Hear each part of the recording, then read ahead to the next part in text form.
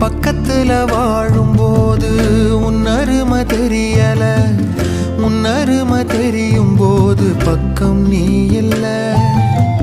தன்னந்தனி படகு போல தத்தளிக்கும் வாழ்க்கை போல தண்ட